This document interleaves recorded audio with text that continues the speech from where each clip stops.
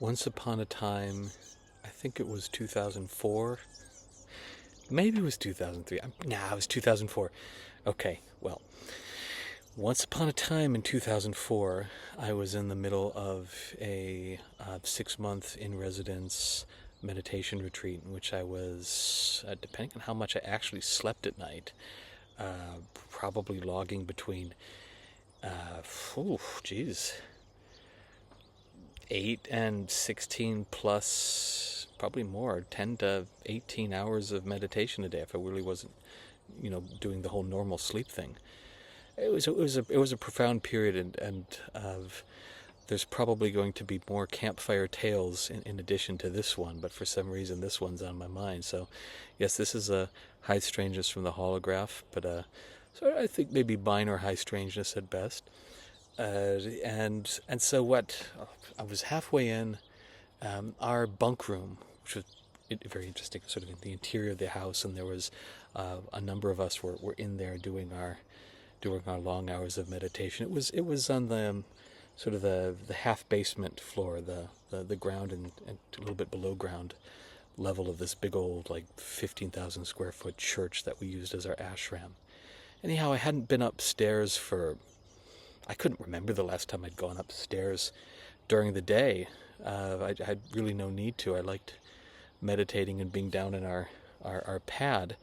And suddenly I just had this urge, from the silence. Just like, oh, get your body up and go upstairs. So almost like autopilot. So I found myself getting up out of my bunk and, walking up down the corridor.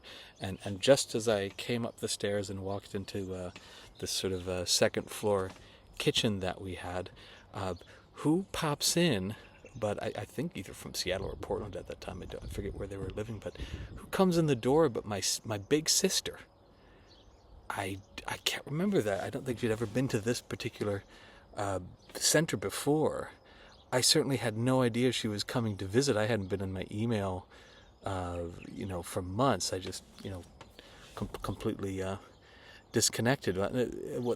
More interesting than that even was that, and this was at the same time that I came in the door, and they came in through the exterior door, my sister and my brother-in-law, but the brother of my brother-in-law, who was a monk and also living at the center, came in from the other door into the kitchen. So here we had 4 people, no one knowing that anyone's that their siblings are coming to the house, are going to be in that kitchen. It just came in at the same time. That was, I think I was so high from being right in the middle of my meditation retreat that I didn't even fully sort of register how blissful that particular synchronicity was. And nothing really wild came of that. So you might be saying, why the hell did I listen to this story? But my sister, who was 7 years older than me, and I always looked up to her. And many of the better things that came in my life came because I had this really, really wonderful older sister.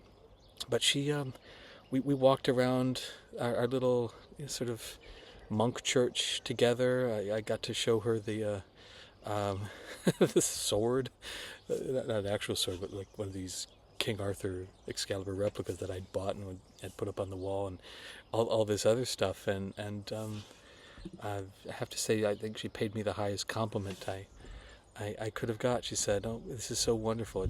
You're actually just like you were when you were 6," but she meant that in a good way. And that was a lovely day.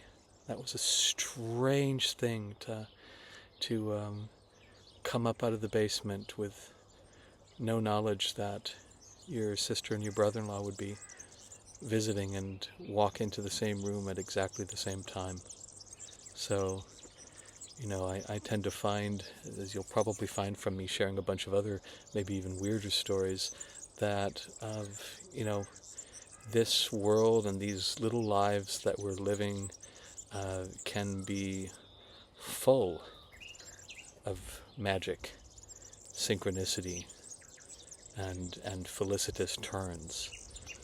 And something that I think amplifies that is certainly, I have to recommend anybody listening that if you have a meditation practice that you dig, and if there are people who are good people who are facilitating retreats in said practice, if you're able to get to, a month or more of meditation, that's immersive like that, grab the opportunity while you still can, because it was absolutely life-changing for me. Well, have a nice evening. Bye from Portugal.